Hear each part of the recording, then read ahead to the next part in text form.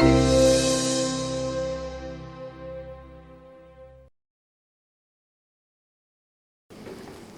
so let's get started. This is a special Google Talk, in particular for me. I want to introduce you to Loic de Kerdrel. Loic is a very good friend. I'm going to make the disclaimer first. Actually, it's my marriage witness. So, and we known each other for 16 years, roughly. I'm not going to give all the details on how we met each other, so don't worry. We met in Argentina, like on a 31st of December in a party. We have many friends in common, and then we grew over time on our friendship, and now I wanted him to share a little bit with you his track record, what he has done in business, and of course share some advices and things to you. So, Loic, I would really like to start. First, thank you for making the time and coming here and joining us. And second, do you mind sharing a little bit of who you are and what is the company you created? Okay. Hello to everybody. Apologize, my English is not perfect, so but I will do my best. If not, you say in French, most of them understand. Okay. I will try. No, I will try in English. I like challenges. Thank you, Lino, to invite me here. I was supposed to be on holiday with my family for a week, but Lino wants me back to work apparently. So no, I'm very happy to be here. It's very interesting for me to visit Google office to see how it works here, and I'm very, very happy. So roughly, I created with a friend a company called Adverline in 1999. So it's quite a long time ago. You were very, very young. I was very young now. It was not my first job. I had worked 2 years before in a company called ICI, chemical Imperial Chemicals Industry. So nothing in common with technology. But at that moment, I don't know. It was the beginning of internet. Everybody was setting up companies. So I was really getting bored in this big company, and I was thinking I should dive into this new movement. So first I joined a startup who was copying eBay, more or less, in France, and it was sold rapidly to another company. So I decided to create Adverline. So we had an idea. I had an idea. It was that every day lots of new websites were created in France, and most of them couldn't make money, basically. They were all dreaming of making money, but they were too small. They had the audience was too small to make money, basically. So we thought, okay, if we could gather all this audience together, it would make a big audience, and we could sell the advertising space. It was a very simple idea, and at that time, Google AdSense was not really here. Somebody yeah, thought the idea was good here as well. Yeah. It was maybe in the US, but in France, AdSense was not here at that time.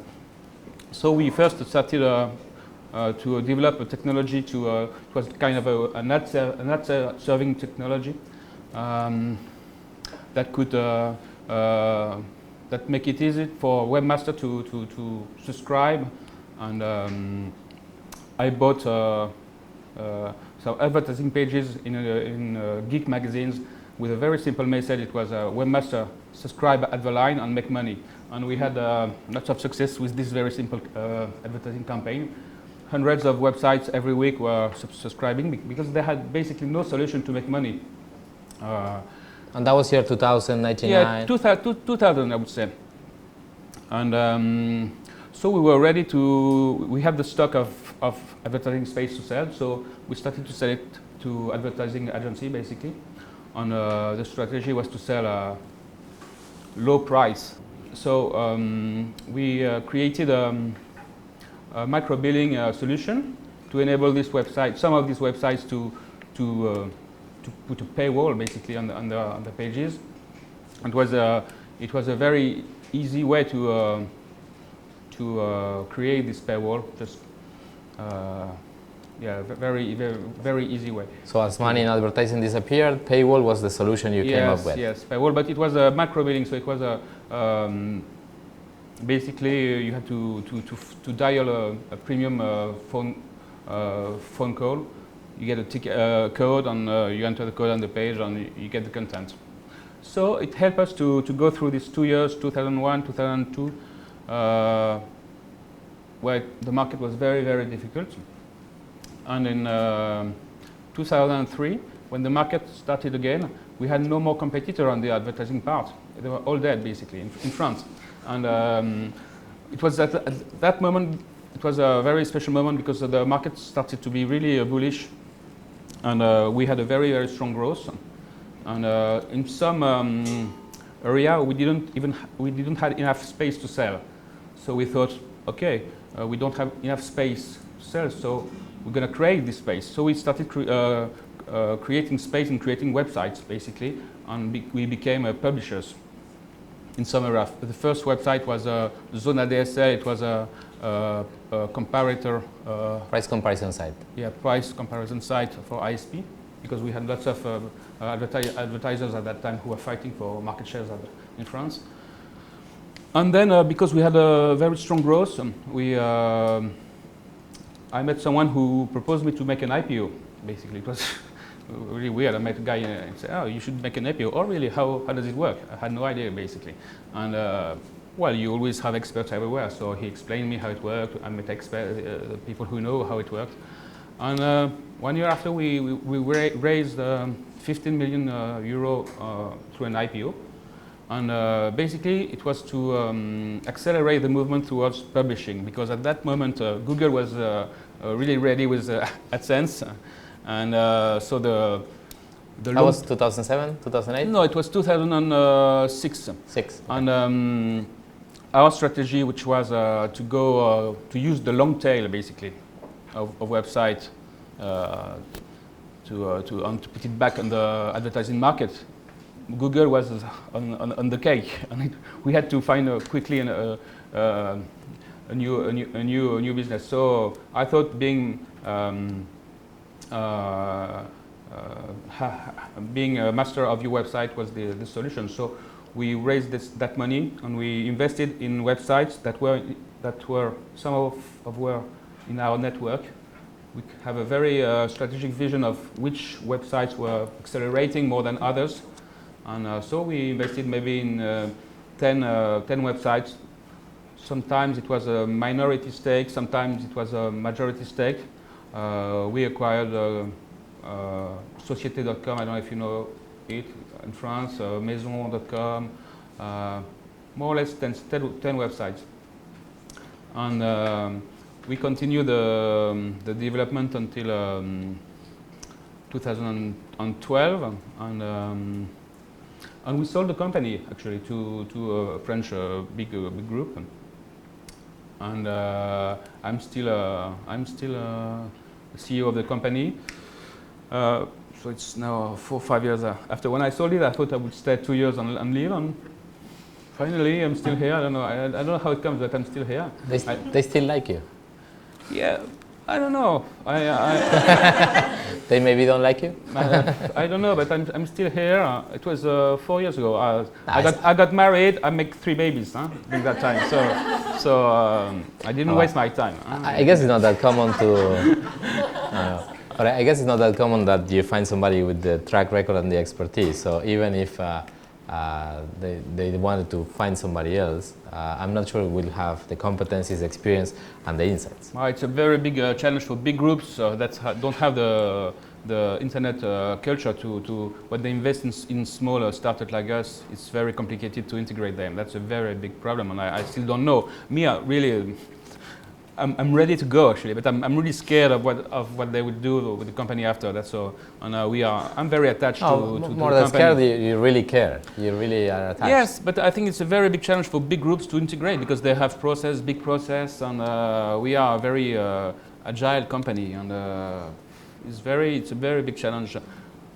What part of independence you let to the company, and if you don't have the founder, who will take the lead after? It's a bit complicated, I think. Okay. It's not always easy. So let me ask you a couple of things into the description you did on Adverline. Let's talk about the tough moments, because it's 2000, 2001. The stock markets go down. There's no funding. by the time there was not a lot of belief into online advertising, right? And then your main source or only source of revenues goes away. And then you come creatively with another solution that lets you survive. What were the toughest moments and what did you learn? Well, I think the tough moments were first the creation. When we started we did a business plan, we went to see business angels on all this, and nobody first, very few people, even very bright and smart people, the best educated people, but old generation, probably like me now, they said, but do you really believe in this internet? I mean, we had this type of answers, and it was really amazing. So it was a bit tough because we had to start it without money. Then after, the second tough moment, you said it, was when the bubble exploded and we had no more money and we had to find solutions. And basically, we were a small team. We were maybe 12 people, and we had to shrink to 6 people, maybe, I guess. We nearly didn't get paid, me and my partner. I slept in the office during more than a year, so it was really tough. And when the market, when I felt that the market was starting again, because we had 2 business angels, I thought, okay, I'm ready to fight again, but I don't want to fight for, because we had lost the majority of the company, that was the truth. So I was not ready to fight, to suffer again for less than the majority. So I offered the 2 business owners to buy their shares for basically the price I bought, they bought them plus 5% per year. And they accepted. So I sold my flat, which was my only, I had a small flat in Montmartre. I sold it to buy it. And plus I borrowed a bit at the bank. So and you became a homeless to buy your own company. Yes, exactly. But that was the time I slept in the office actually. And well, that's just consistent. Yes. And but it was totally crazy. I would never suggest people to do that. It was really crazy. And I don't think your wife will appreciate if you propose something like that. It was crazy. But at the end of the day, it was 2 years later we went public. So of course the value was not at all the same. You can imagine of the share. But so it was crazy, but it worked actually. And that's how we went public, and we had 100% of the capital with my partner, which is quite rare in our industry. Most of the people who go public, they are already diluted by many VCs and business angels and all this. Well, you were. It's just you had the vision to trust, and you trusted your business so much that you bought again your shares. Yeah, I think it was crazy, and we were lucky. I think not only lucky, but also lucky. Yeah, the more I work, the luckier I get. I don't know, but I wouldn't do it today. I was sure. Okay, so. I think that, and I have some inside information. Yes, I know him. Just to complete, the tough moment, as well as to sell the company, is a very tough moment as well, because you sell it and you don't know if it's stupid or not. Now I'm really happy to have sold it actually, but it's a very tough moment because you have to you have the impression that you're selling your son or something that belongs to you. You know, it's emotional. It's very, very emotional. Very hard to. It's a very hard moment. Even if you basically you get money, okay, so you're happy to get money, and suddenly you say, so what now? And it's a very, very tough moment in terms of emotion. And so let's for a second assume that anyone here or anyone watching the video are going to start their own company. What will be the 2 or 3 advices that you will give them to make sure that they maximize the chances of being successful? And I hope it's not sell your apartment to invest in your own company. No. Really, it's very hard to give advices because lots of people gave me very bad advices, basically. No, it's true. Very smart people always told me, okay, no, your business plan is okay, but you should wait 2 years. The market is. So I think the advice would be not to listen too much to advices.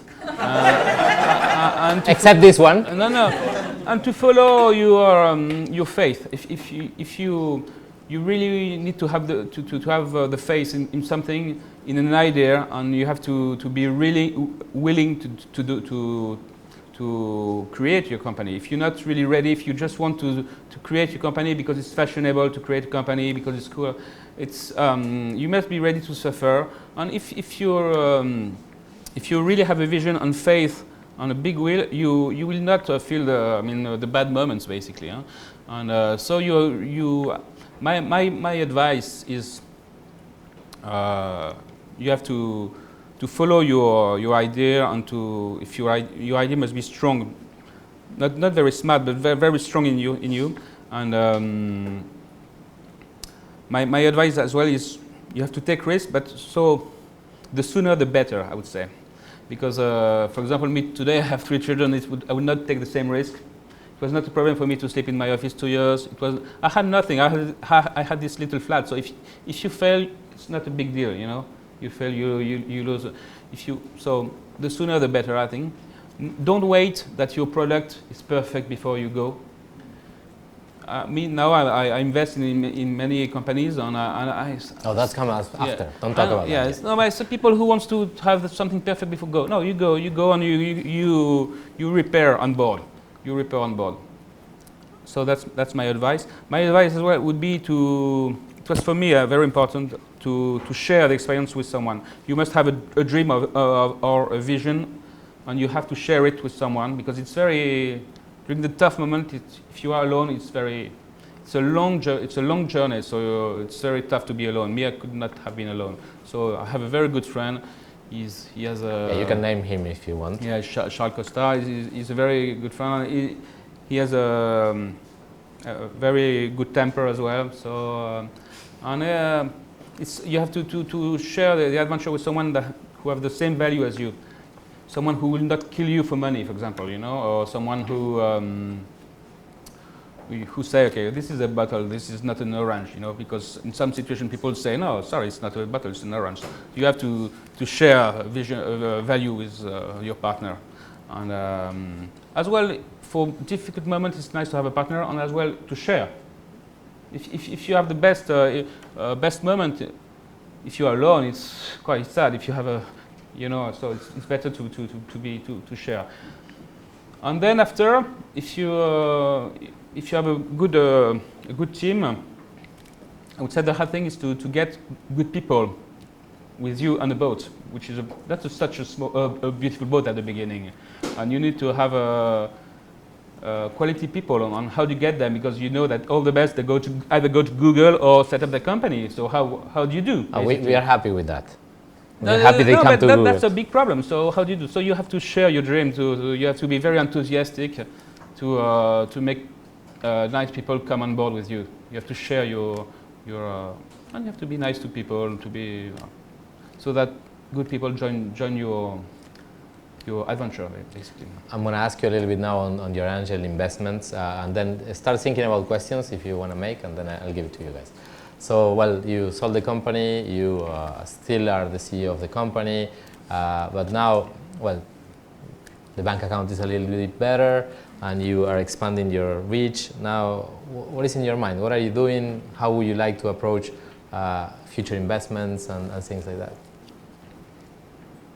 Well, it's a big question when you sell your company. You know, what am I going to do next? And it's a big question. And you're too young to retire.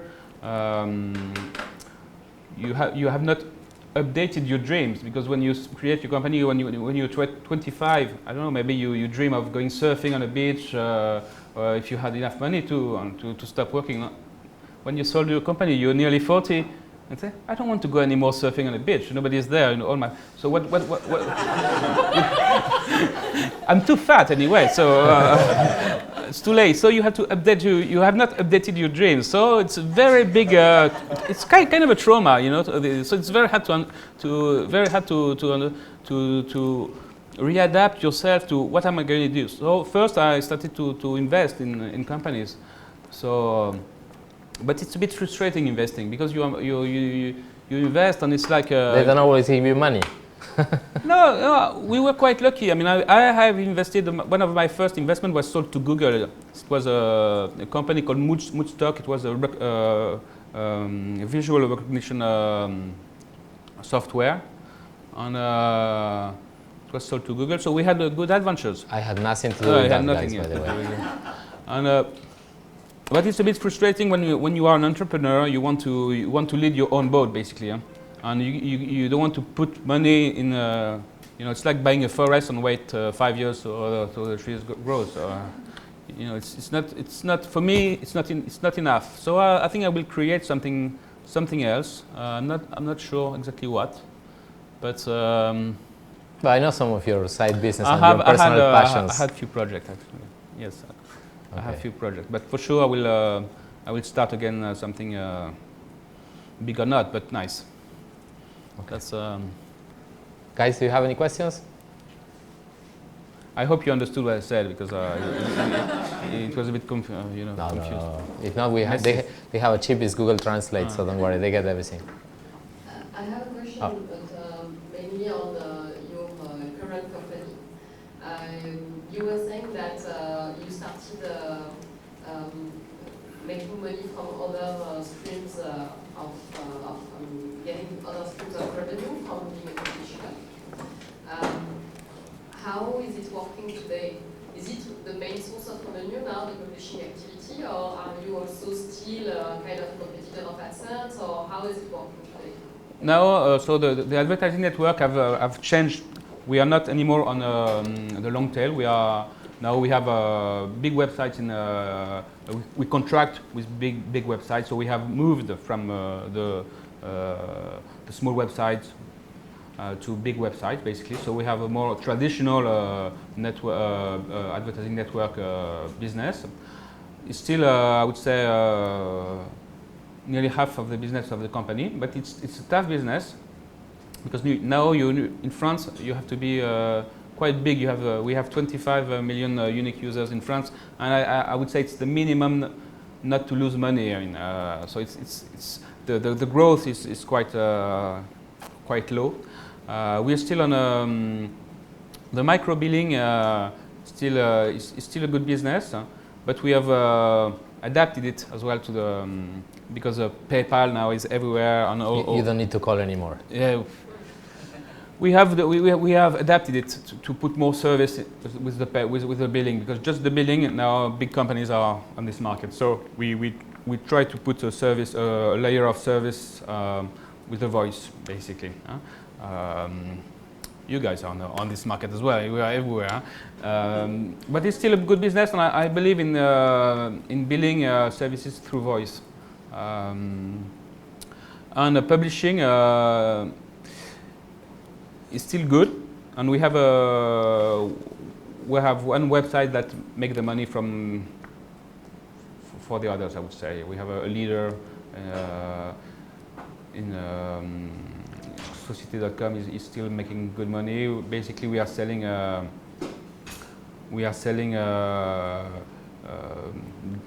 information on companies, financial information on companies. We buy raw information. We clean it and we sell it in retail. Yeah, with Google value added. Yes. Get the mic. Yes. Thank you very much, first of all, to come here. I want to understand what are the key things that you are looking at when you decide to buy or to buy a stake in a business where you invest. Well, I'm not sure it's very rational. I would say there's a large part of instinct that I feel through the exchange, the talk with the founders. And I invest very early stage.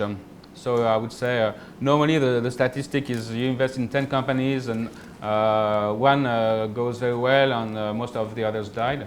Basically, that's supposed to be a statistic. For us, it's not a statistic. We are much better than this because I invest with my partner, and I would say we have one company which is in difficulty out of maybe 15 companies, but most of them they are in good shape. And so I would say instinct of the determination I have in the founders. In the founders, I would say it's the first. It's my first key. On the business itself. And of course, the business. You need to be on a market that is coming. I don't invest in where there's no market. Basically, where it's too soon. You know, the time to market is very important for us. For example, we were very lucky because of the time to market. It was not a strategy; it was luck, basically. But 2 years before we would have died. 2 years after, it was too late. So the time to market is very, very important. And but basically, the profile of the founder is very important because you have to adapt all the time. If you have someone who is not able, who is too sure of where he wants to go, it's not good because you need people who are very fast, who are ready to change very fast, can adapt their business model very fast. So I don't invest in people who are too sure of themselves, basically, because you need to be humble, I guess, when you start a company. So and after it's it's a part of instinct, I would say, first. And of course, I know a bit the market as well. I invest on mainly on internet businesses, so I know a lot of the ecosystem. Few things. And I try to invest not on a single person businesses. So I like to have at least 2 partners, 3 partners is good. I like a technical guy, a business guy, and a design guy, for example, is fantastic. That's the best typology, I would say. And I don't have like my 5 rules for investment. I don't have this. And but in 5 years, I will have a good view if I am a good investor or not. For now, it's too soon. Maybe we have two companies that were sold already. Good, yes, good multipliers. Price, Yeah. yes, and I'm still optimistic in most of them, and but we bring him back again in 5 years, and then he will tell us. Yes. I will come. Okay, Nicola. I have a question. So, what are the main differences to be an entrepreneur 20 years ago and today in tech? And do you think the same entrepreneur will have more chance of success today or in the past? Okay. Well, it's a good question.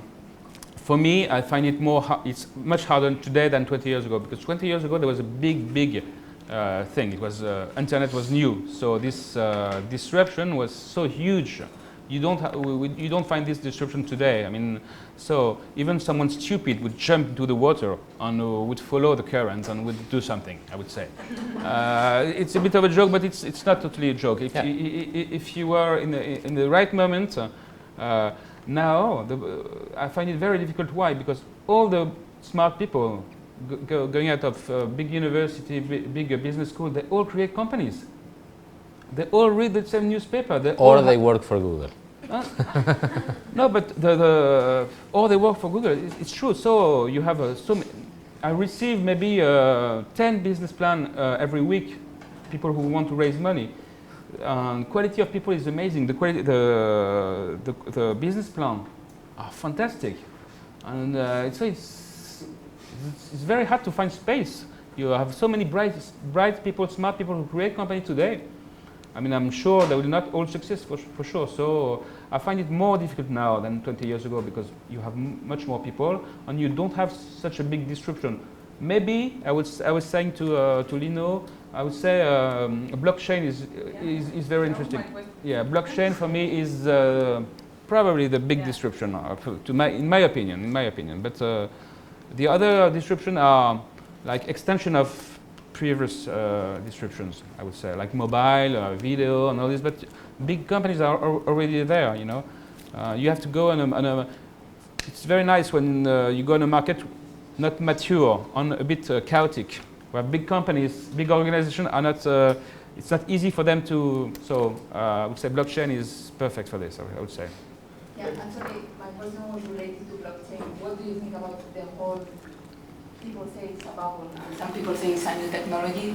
So what do you think about the future of blockchain? Well, people have had the same idea with the internet, you know, and people, very smart, educated people told me, but internet is a bubble, you know. So I hear the same with this blockchain. So I think, wow, that's probably good, something good, you know. And that's why I want to dig in this direction. Huh? I think blockchain is something really. I don't understand very well blockchain, to tell you the truth. I don't understand everything in blockchain, but I feel that this is something very disruptive that will change a lot of things, like a new dimension of business. Interesting, I think. Yeah, Sorry, this is like more on a personal note, but do you remember if you had a moment where you thought, okay, this is it, I've made it, I'm successful now, whether it's founding a company or selling it, or does it not work like that? No, and I have a problem with the word success, you know. So that's why, you know, success for me is something really weird, you know. I don't know if you have read this in the newspaper. You have Albert Einstein. He just wrote a note of paper that was sold $1 million in an auction yesterday or the day before, and it was a little word on success and happiness, you know. And he said basically that. He had found the secret of happiness, that it was not try to find success at all price. So success for me is something, it's a weird word. I don't really feel I had success, and for me success is to achieve your goal and try to be happy. That's the only success you may have in life, in my opinion. So. If you are lucky to make a business and to put it successful, maybe develop it, sold it, make money, it's nice, but so it's kind of a success. But if you have many little successes every day, so I never had the idea of having made the success, and no, for me it was an obligation to create my company, because I hate orders. I don't like hierarchy and disciplines, so I had no choice basically. So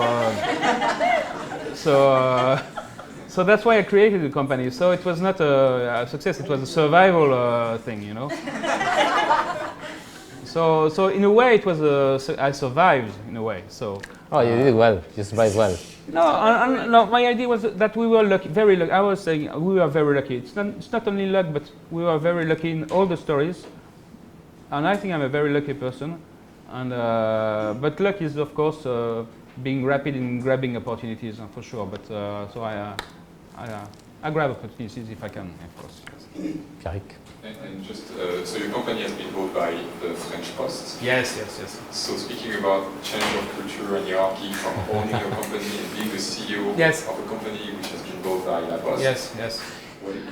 No, it's well I negotiated in the deal to keep my office far from their office, and it was part of the deal, huh? Yeah, and.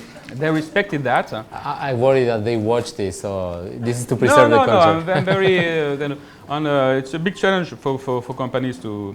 La Poste, for example, they want to, of course, to have a digital culture, because they have a big problem. You know, nobody use anymore.